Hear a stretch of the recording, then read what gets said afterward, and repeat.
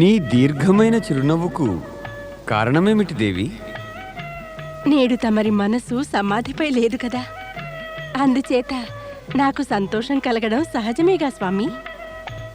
మా యొక్క సమాధికి నీ సంతోషానికి సంబంధమేమిటి దేవి?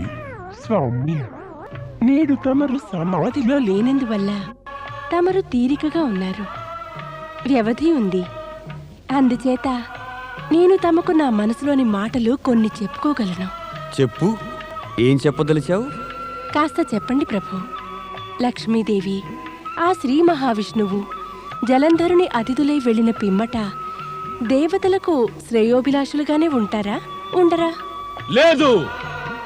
ఓ శివా, జలంధరుని గురించి మాట్లాడుతున్నారు కనుక ఇది కూడా వినండి. కైలాసవాసిని పార్వతి, ఇప్పుడు నీవు జలంధరుని మహలులో మహారాణివై నివసించాలి. నేనిప్పుడు ఇదే ప్రస్తావనను తీసుకొచ్చాను. ఓరి దుష్టుడా రాహు! శ్రీ మహావిష్ణువు సుదర్శన చక్రం నిన్ను నరికివేసిన నీవు పాపాలను అత్యాచారాలను ఇంకా మానలేదా? ఇప్పుడు నువ్వు మా క్రోధాగ్నిలో భస్మం అవడానికి వచ్చావా? మొదట నేను ఈ భయం వల్లనే భయభీతున్నయ్యాను. తరువాత గుర్తుకొచ్చింది నేను అమృతం తాగిన అమరుణ్ణి కదా అని. ఎంత కావాలనుకున్నా తమరు నాకేమీ హాని కలిగించలేరు. నాపై కోపం చూపడం వ్యర్థమే మహాదేవా. నేను మహాబలి జలంధరుని పక్షాన సందేశ ప్రస్తావన తెచ్చిన వాణ్ణి. ఓ సుందరి పార్వతి, నీవు కూడా విను. ఈ హిమశీతల కైలాసం కన్నా దైత్యరాజు జలంధరుని రాజభవనం ఎంతో సుఖంగా ఉంటుంది. తమరిక దైత్యులకు సామ్రాజ్ఞిగా ఉండవచ్చు.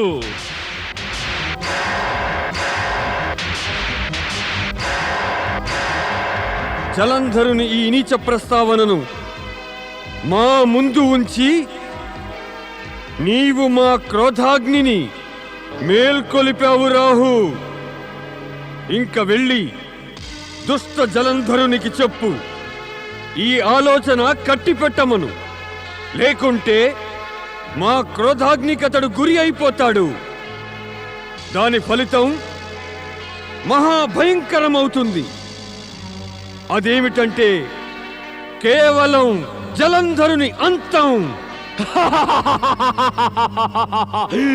అది సమయమే చెబుతుంది మహాదేవా, ఎవరి అంతమో.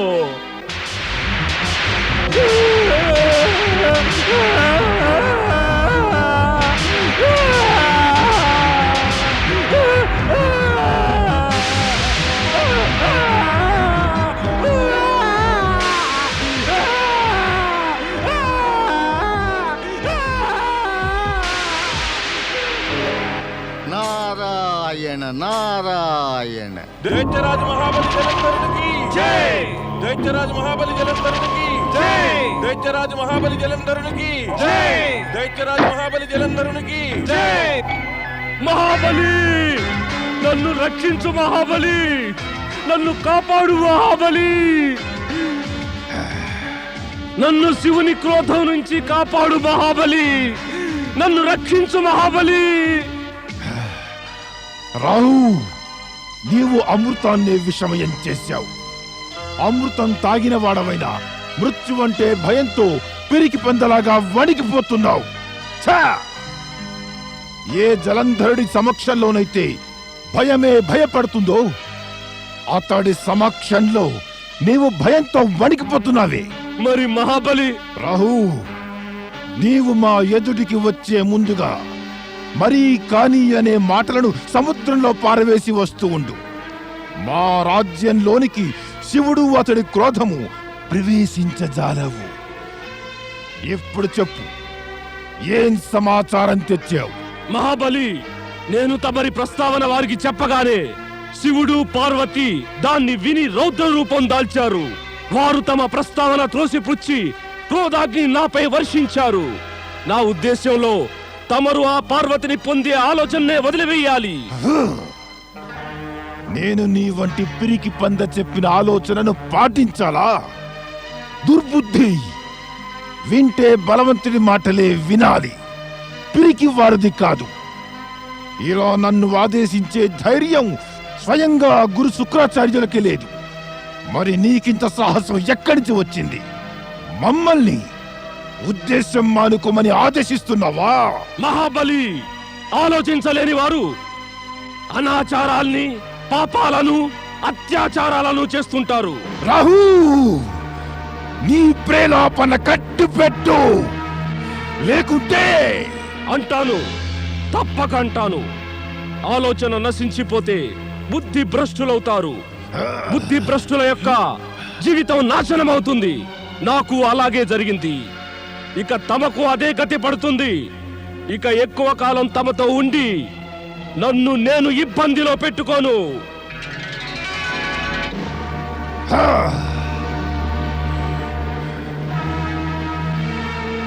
సేనాపతి, ఆజ్ఞాపించండి మహాబలి. నీవు వెంటనే కైలాసంపై ఆక్రమణకు సన్నాహాలు చేయి. తమ ఆజ్ఞను పాటిస్తాను మహాబలి. వెళ్ళి మా గురు శుక్రాచార్యులకు చెప్పు, మా కైలాస విజయ యాత్రలో వచ్చి వెంటనే పాల్గొనమను.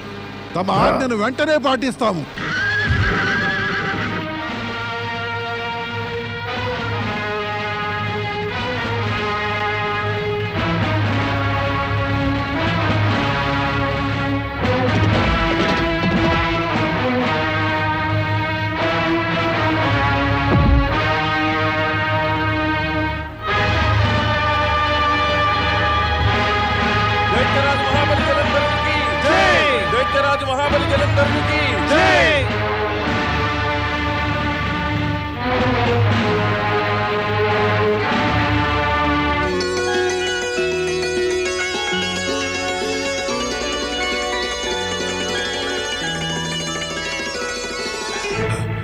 ఒరే శివుడా, నీవు యుద్ధం నుంచి తప్పించుకోవాలంటే పార్వతిని నాకు అప్పగించు.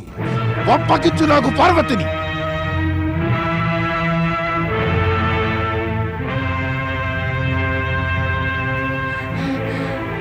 తమరు మౌనంగా ఉన్నారే స్వామి? శుక్రాచార్య, నీవు మమ్మల్ని ఆరాధించడం ద్వారా మహామృత్యుంజయ మంత్రసిద్ధిని ప్రాప్తించుకున్నావు. మేమిచ్చిన వరానికి, మా ఉపకారానికి ఇదేనా నీ సమాధానం? దైత్య గురువునైనందువల్ల ఎంతో అసహాయన అయ్యాను మహాదేవ.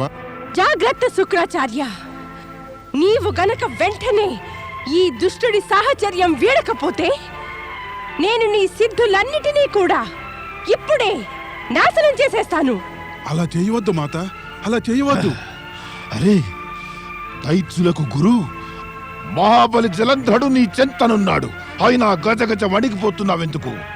గురువు ఈ విధంగా భయభీతుడైపోతూ తన నిర్భయ శిష్యుని ఇలా అవమానించడం సిగ్గుచెట్టు కాదు? కాదు కాదు, కానీ నేను కేవలం మహాదేవ, నేటిదాకా ఇలా ఎన్నడూ జరగలేదు. తమరు ఇచ్చిన వరాన్ని ఉపసంహరించుకోలేదు. మాతా పార్వతి కూడా నా సిద్ధులను నాశనం చేయజాలదు. మహాదేవ, నేను దైత్య గురువును. అందువల్ల జలంధరుడి సాహచర్యం నా అభీష్టమే. అవును గురుదేవా, నా సమీపానికి రాగానే నీ శరీరపు వణుకు తగ్గిపోయింది. నీవిక తేరుకున్నావు. నీవు మాత్రం తక్కువ శక్తిశాలివా జలంధర?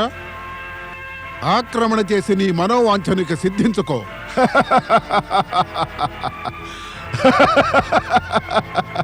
పార్వతి నా మనసును దోచుకుంది. ఇక ఈమెను పొందితేనే నా మనసుకు శాంతి కలిగేది. నీవు జలంధరుడి బుద్ధిని పెడదారి పట్టించి మా క్రోధాన్ని జాగృతం చేశావు శుక్రాచార్య. ఇక నీవు దీని దుష్ఫలితానికి గురికాక తప్పదు.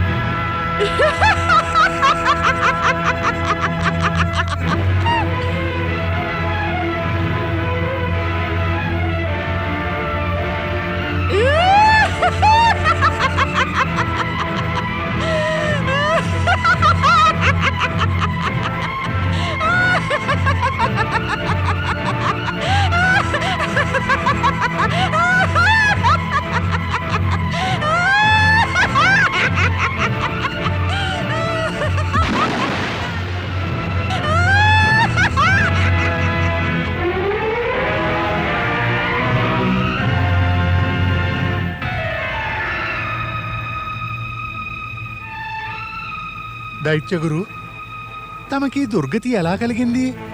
దుష్టుల సాహచర్యం వల్ల కలిగే ఫలితాలు కష్టాలే అవుతాయి సముద్రదేవ. నేను ఆ దుష్ట జలంధరుని వెంట ఉన్నాను గనక ఫలితం కూడా నేనే అనుభవించాలి, మరెవరూ అనుభవించరు. మంచిదయింది పరమేశ్వరుడి దయ వల్ల నేను జలంధరుడి నుంచి వేరుపడ్డాను. లేకుంటే శివుని క్రోధం వల్ల నాశనమయ్యేవాణ్ణి. ఓ శివశంకర, తమరి ఈ ఉపకారం నేను ఎప్పటికీ మరవలేను. శుక్రాచార్య, ఇప్పుడు తమరు కుశలమే కదా, ఇక తమ ఆశ్రమానికి తిరిగి వెళ్ళండి. రా సుందరి, నా వద్దకురా. నా రాణివై స్వర్గాన్ని మించిన సుఖాలు అనుభవించు. ఈ బూడిదవాడు నాలాగా నిన్నేం సుఖపెట్టగలడు? నేను నిన్ను సుఖపెడతాను. రా, నా వద్దకురా. జాగ్రత్త జలంధర. వీరభద్ర, వీరభద్ర.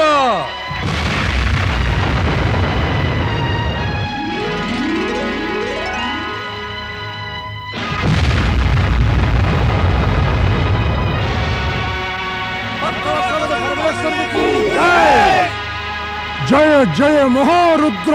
వీరభద్ర, పార్వతిని కామాంధుడై చూస్తున్న ఈ జలంధరుణ్ణి సంహరించెయ్యి. తమ ఆజ్ఞ.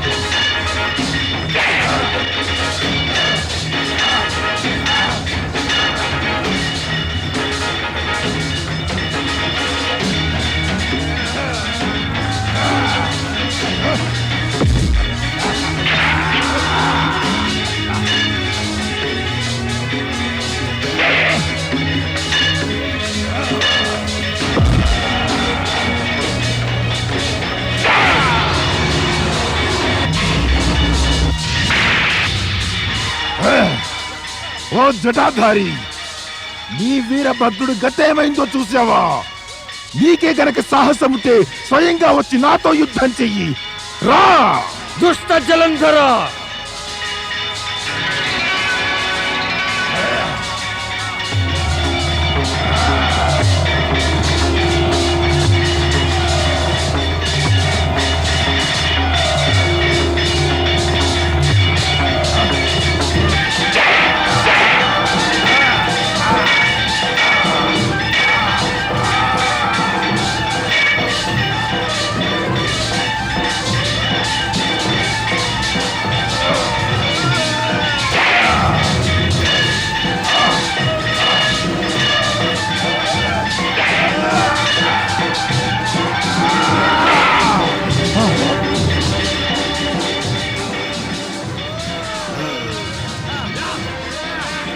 తీసుకోని ఖడ్గాన్ని.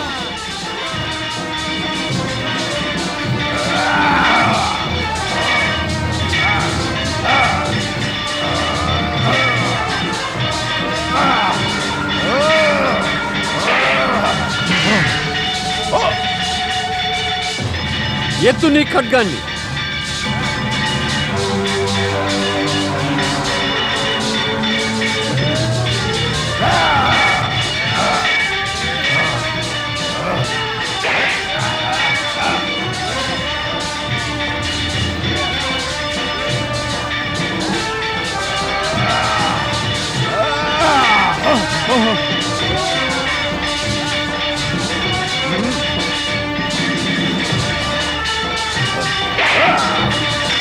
మాత, భక్తవత్సలుడు శివుడు జలంధర్ల యుద్ధం మరింత భయంకరమైపోయింది. ఇక దాని ఫలితం ఏం కానుందో. ఫలితం మన పక్షానే ఉంటుంది నంది. నా స్వామి ఆ దుష్టుణ్ణి శీఘ్రమే సమాప్తం చేసేస్తారు.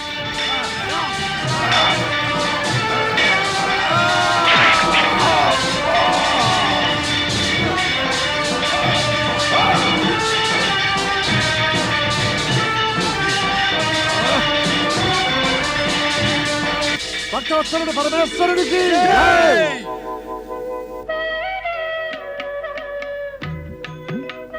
యుద్ధం ఇక సమాప్తమైపోయింది. జలంధరుడు కూడా పారిపోయాడు. ఇక మీరు వెళ్ళండి. మాకు ఏకాంతం కావాలి. తమరి ఆజ్ఞను పాటిస్తాం పరమేశ.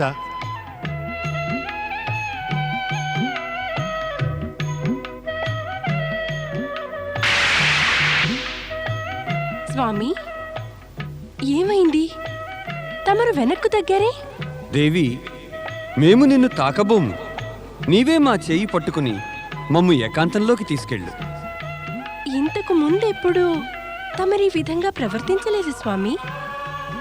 నేడు తమరికి ఏమైపోయింది? ఏమీ అవలేదే. రా, మమ్మల్ని హృదయానికి హత్తుకో. రా సుందరి, రావేమి సుందరి. ఓ రా సుందరి.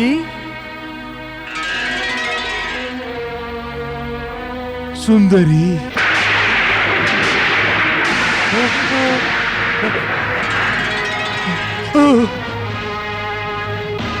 మాయావి, దుష్టుడా, జలంధరా, ఇక నీ జీవిత ఘడియలన్నీ సమాప్తమైపోతాయి. నీవు ఇక జీవించి ఉండజాలవు. శ్రీహరి, శ్రీహరి, ఇది ఎటువంటి శివలీల ఆరంభమైంది? నారదా, లీలలన్నీ ఇలాగే జరుగుతాయి. ఇక శివలీలలేమో ఎప్పుడు ఎక్కడ ఆరంభమవుతాయో, ఎప్పుడు ఎక్కడ సమాప్తమవుతాయో వాటి గురించి ఏమీ చెప్పలేము కదా. ఎందుకంటే ఆయన లీలలు ఇంకా జరుగుతున్నాయి. గమ్యస్థానాన్ని ఇంకా చేరుకోలేదు. చేరుకున్నప్పుడు మాత్రం సుఖాంతమైన పర్యవసానమే కలుగుతుంది. అందుచేత మనమందరం దానికై వేచి ఉండవలసిందే. శ్రీ మహావిష్ణు, శ్రీ మహావిష్ణు, శ్రీ మహావిష్ణు.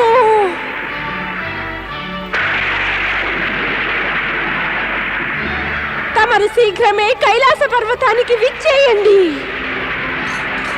శ్రీహరి, మాత పార్వతి తమని పిలుస్తోంది.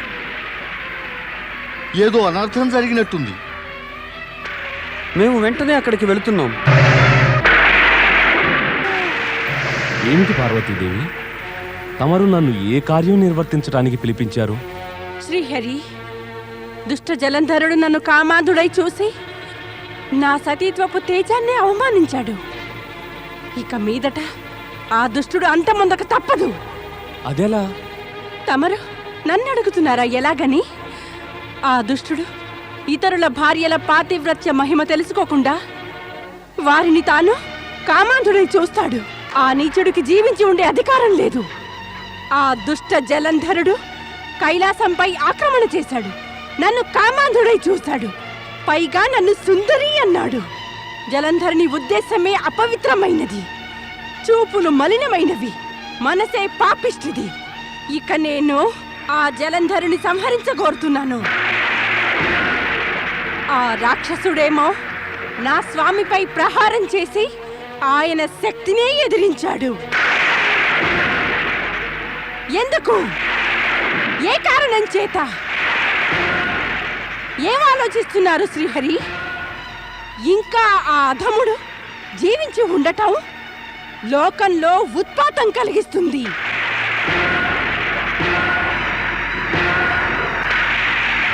ఓరి శివుడా! ఓరి మాయావి, మమ్మల్నే మోసగించావా? నిన్ను ఇంకా దండించవలసిందే. నేను దైత్యరాజు మహాబలి జలంధరుణ్ణి. నా పుట్టుక యుద్ధం చేయడానికి, ఆ దేవతలను ఓడించడానికి జరిగింది. నా దెబ్బలు కాచుకో.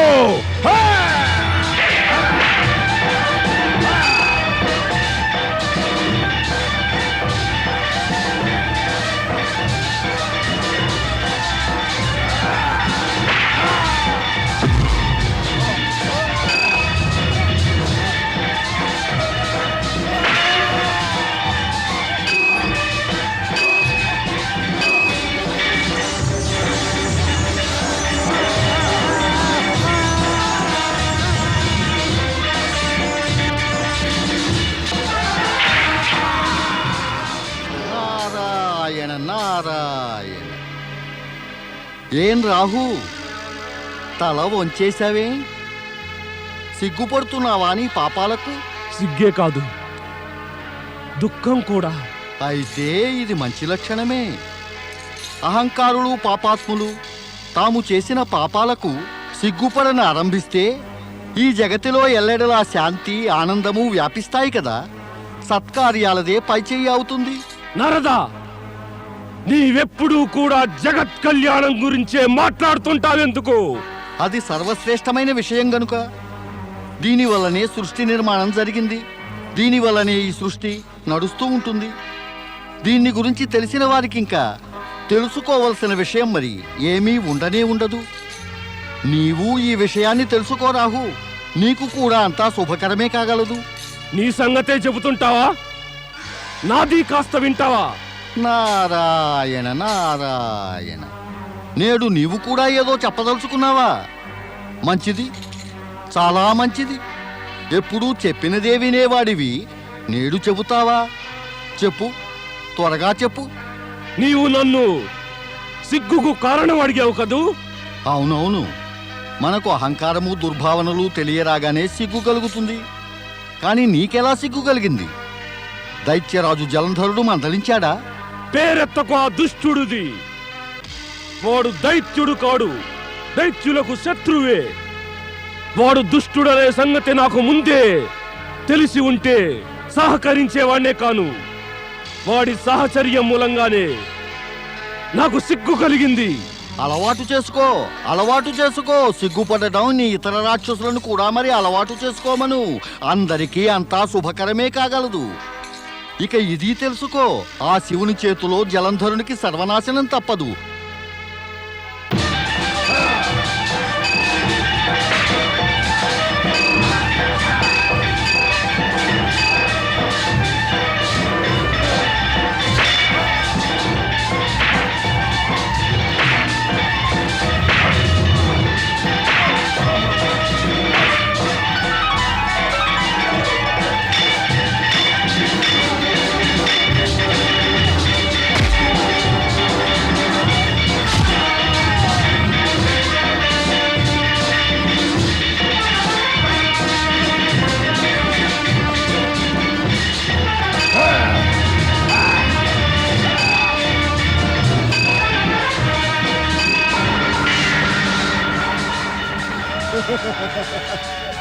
తీసుకో నీ గదా, తీసుకో.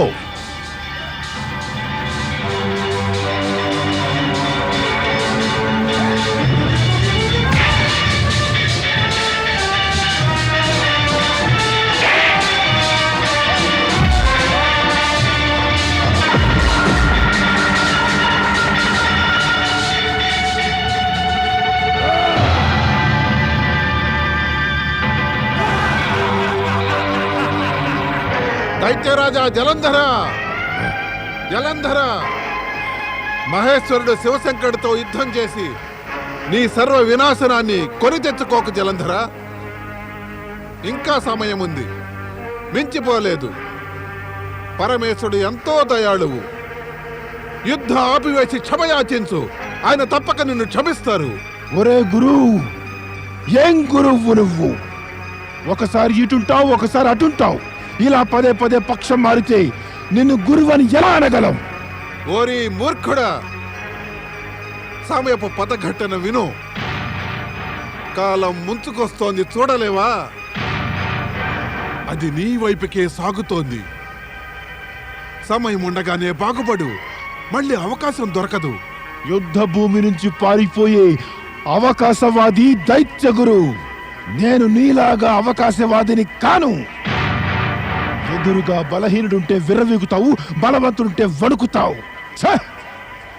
నాకు ఉపదేశాలిచ్చేందుకు అర్హతను నీవిక కోల్పోయావు. మరి నీవు నీ ప్రాణాలనే కోల్పోతావు ఈ యుద్ధంలో. ఎందుకు నా కోపాన్ని పెంచజూస్తున్నావు? నా ఈ క్రోధ జ్వాలలు ప్రజ్వలితే ఇక ఏ మంత్రశక్తి నిన్ను కాపాడటం అనేది జరగదు. హే! నా ప్రాణాల చింత మానేసి నీవు నీ ప్రాణాలను కాపాడుకో దైత్యగురు. వెళ్ళు, వెళ్ళిపోయి ఇక్కడి నుంచి వెళ్ళు. హా! ఒరే శివ,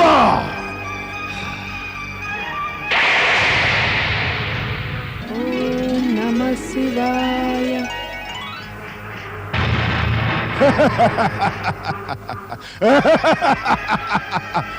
చూసావా దైత్యగురు, నీ శివుడి త్రిశూలం కూడా నా ప్రభావం వల్ల వ్యర్థమైపోయింది. హా! నీ బుద్ధి నశించిపోయింది జలంధర. అందుకే నీకు అర్థం కావటం లేదు. ఈ త్రిశూలం నిష్ఫలం కావటం కూడా శివుని లీలయేనని. హా! పరమ జ్ఞానులకే అర్థం కాలేదు శివలీలలేమిటో. నీ వంటి పాపలకేం అర్థమవుతుంది?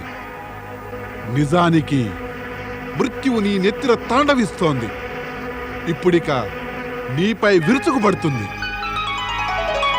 హా!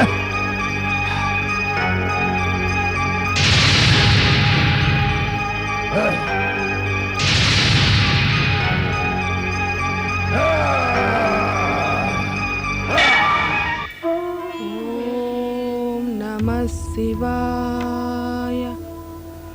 ఓం నమః శివాయ. ఓం నమః శివాయ. ఓ విధాత, ఇదేమి వైపరీత్యం?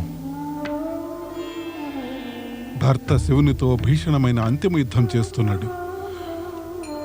అతని భార్య అదే శివుని ఆరాధనలో లీనమైంది. ఇప్పుడు ఆ అజ్ఞాని ఇక్కడికొచ్చి చూడగలిగితే అతడికి ఈ సంగతి తెలిసి వస్తుంది. ఆ శివుని త్రిశూలం అతడికి తగిలి కూడా నిష్ఫలం ఎందుకయిందో. ఇంకో విషయమూ తెలుస్తుంది. అతడి భార్య వృంద యొక్క శివభక్తి పాతివ్రత్యం వల్లనే శివుడు అతడిపై పూర్తిగా విజృంభించలేదు. వృందా, వృందా, ఓం నమః శివాయ.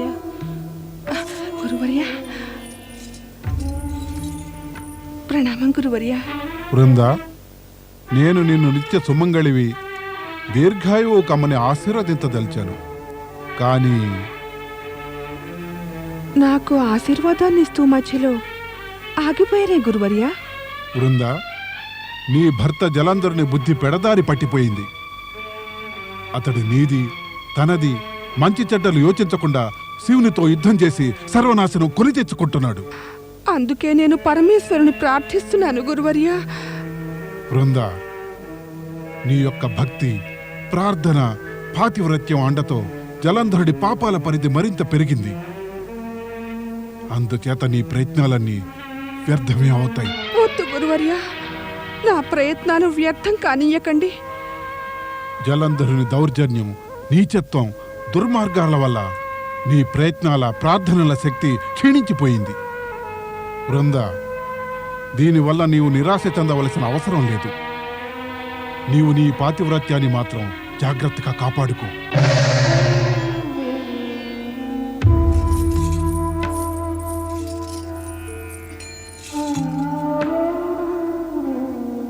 ఓం నమః శివాయ.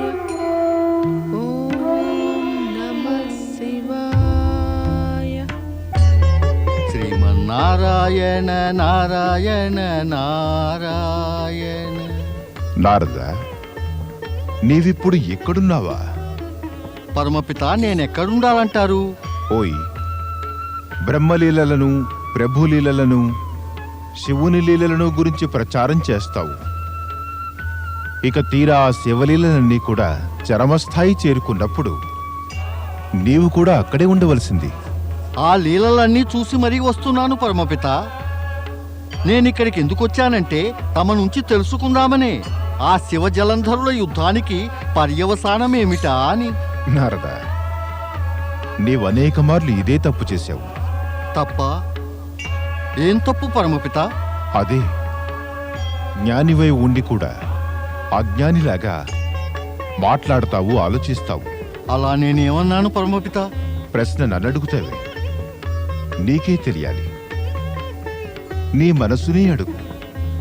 సింహం గనక లేడితో తలపడితే వాటిలో ఓడిపోయేదివరు. పర్వతాన్ని మేకపోతు ఢీకొంటే అందుకు పర్యవసానమేమవుతుంది? అంటే పరమేశ్వరునిదే విజయమన్నమాట. నారదా, నీ ఆలోచన, నీ ప్రశ్న రెండూ నిరాధారమైనవే. ఆ శివశంకరుని సమక్షంలో ఒక రాక్షసుడు ఎంతకాలం నిలవగలడు? ఇంత సమయం పడుతోందంటే అందుకు మూల కారణం లేకపోలేదు. అది వృంద పాతివ్రత్యమే. ఇక నారద, నిజం చెప్పాలంటే ఈ యుద్ధం శివుడు జలంధరుడిది కాదు. అదసలు వృంద యొక్క పాతివ్రత్యానికి, ఆ జలంధరుని అధర్మ ప్రవృత్తికి జరుగుతోంది. ఈ యథార్థంతో మరొక సత్యం కూడా ముడిపడి ఉంది. తన అధర్మ ప్రవృత్తికి శక్తినంతా జలంధరుడు వృంద ద్వారానే పొందగలుగుతున్నాడు. ఈ విషయం నీకేమీ తెలియనిది కాదు నారదా. అధర్మ మార్గాన పయనించే వారికి కలిగేది భ్రమ మాత్రమే. వారికనిపిస్తుంది విజయం కలిగిందని, కానీ వారికి విజయం ప్రాప్తించదు. నేటిదాకా కాదు కదా, భవిష్యత్తులోనూ కలగబోదు. ఎందుకంటే విధాత తన సృష్టి ప్రారంభించినప్పుడే ప్రకృతి నియమాలను అనుసరించి అధర్మానికి విరుద్ధంగా తీర్పునిస్తూ దానికి ఏనాటికైనా పరాజయమే కలిగేట్టుగా రాసిపెట్టి తిరుగులేనట్టి నిర్ణయం చేశారు. మాత, నాకు సమాధానం లభించింది.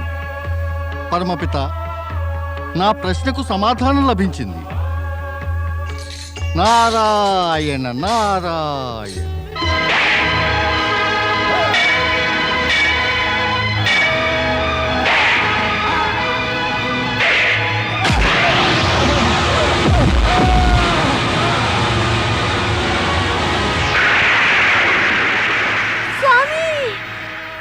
ఏమైంది మహారాణి?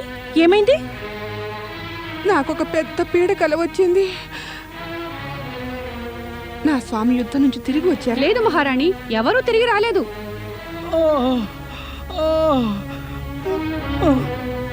మహారాణి, మహారాణి, మహారాణి. సేనాపతి, సేనాపతి, ఏమైంది? పరిస్థితి మనకు ప్రతికూలమైంది మహారాణి. అసురసేన శివగణాల వల్ల సమాప్తమైపోయింది. నా స్వామి ఆయన గురించి ఏమీ తెలియదు. ఏమీ తెలియదా? ఆయన ఆయన నీకు శివశంకరునితో పాటుగా యుద్ధం చేస్తూ కనపడలేదా? కనపడ్డారు, కానీ యుద్ధం చేస్తుండగా అకస్మాత్తుగా అదృశ్యులయ్యారు. బహుశా ఆ శివుడు తన మాయతో అప్పుడు ఆయనను సంహరించారేమో.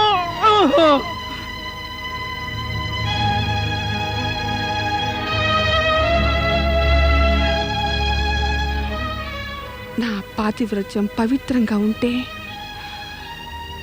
ఎవ్వరూ కూడా ఎప్పుడు నా స్వామి జోలికి రానేనా రాలేరు, ఏం చేయలేరు.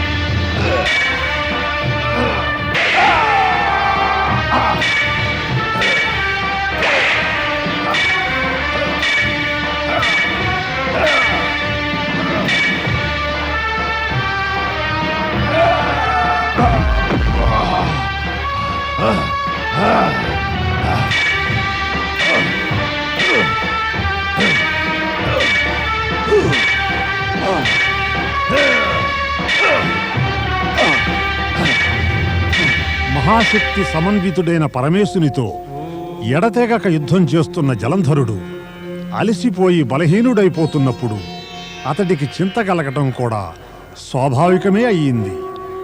మరొక వంక శ్రీ మహావిష్ణువు పార్వతీదేవి చేసిన అపూర్వమైన ఉద్దేశపూర్వకమైన ప్రస్తావన విని దీర్ఘాలోచనలో పడి కిం కర్తవ్య విమూఢుడైపోయాడు.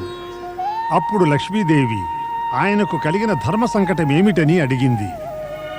స్వామి, తమరేదో చింతాగ్రస్తులైనట్టున్నారే?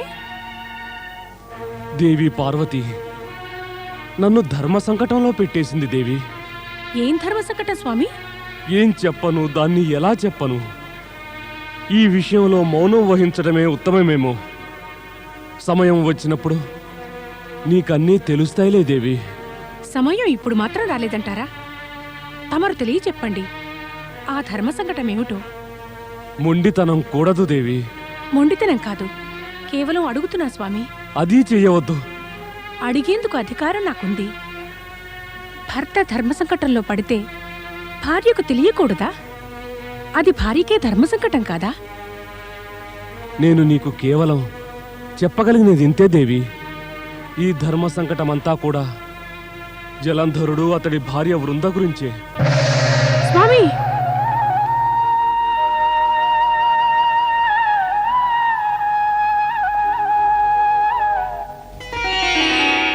ఓం హరి హరాయ నమః.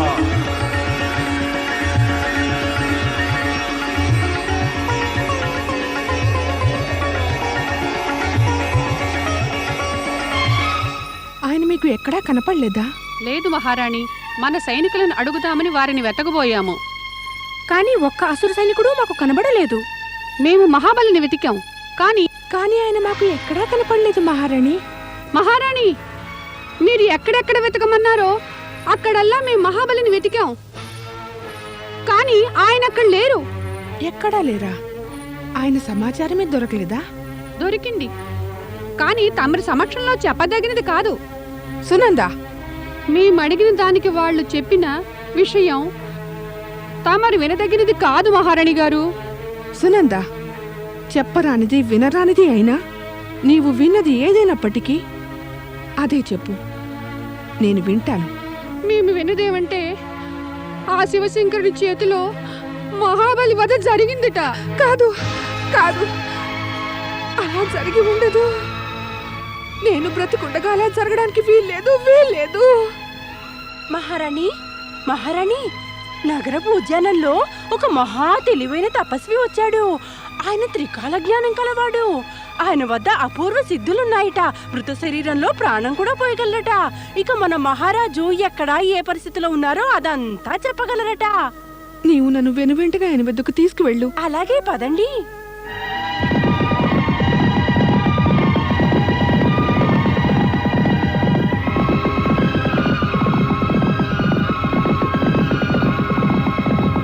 ఓం హరి హరాయ నమః. ఓం హరి హరాయ నమః. ఓం హరి హరాయ నమః. ఓం హరి హరాయ నమః. ఓం హరి హరాయ నమః. ఓం హరి హరాయ నమః. ఓం హరి హరాయ నమః. ఓం హరి హరాయ నమః. ప్రశ్న అడిగినందుకు క్షమించండి మహాయోగి వర్య. నేను విన్నది తమరు త్రికాలదర్శులట. తమరు మృత శరీరాలకు ప్రాణం కూడా పోస్తారట. నీకొచ్చిన కష్టం ఏమిటి మహారాణి? నేను నా పతిదేవుని గురించి తెలుసుకోకోరుతున్నాను. మహాబలి జలంధరుని విషయమా? అవును అవును యోగివర్య.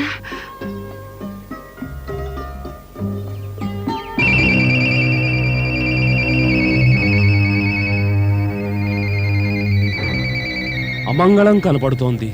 అమంగళమా? అంటే అంటే మహాబలి జలంధరుడిక జీవించలేరు. వద్దు యోగివర్య, అలా అనకండి.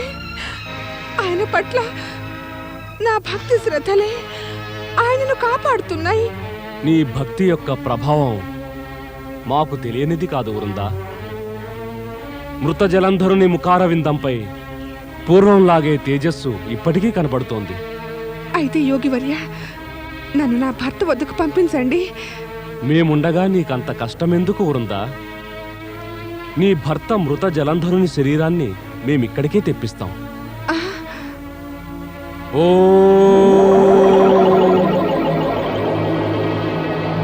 స్వామి, స్వామి, స్వామి, తమకేమైపోయింది స్వామి? ఇదంతా ఎలా జరిగింది స్వామి? నేనుండగా ఇలా జరగడానికి వీల్లేదు స్వామి. మీకు ఏమీ జరగడానికి వీల్లేదు స్వామి. లేవండి స్వామి, లేవండి స్వామి, లేవండి. వృందా, విలపించవలసిన అవసరం ఏమీ లేదు. చనిపోయిన నీ భర్తను పునర్జీవితుణ్ణి చేస్తాము.